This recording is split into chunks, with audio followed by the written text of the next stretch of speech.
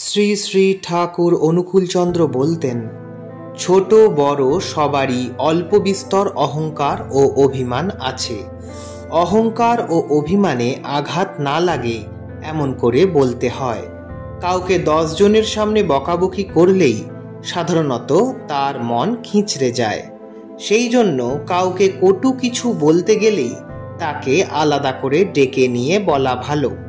তিক্ত কথা বলতে গেলেই তার সঙ্গে আদর ও দরদের মেশাল চাই। নিজে যখন রেগে যাস তখন কাউকে সংশোধন করতে যাস না, তখন মাত্রা ঠিক থাকে না। সংশোধনের জন্য কাউকে কিছু বলতে গেলেই নিজের মাথা ঠান্ডা রাখা চাই।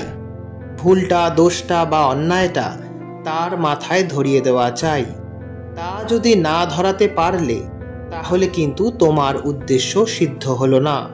তোমার উপর নেশাটা যদি ছুটে যায় তাহলে কিন্তু যত সৎ কথাই শোনাও তা কোনো কাজে লাগবে না।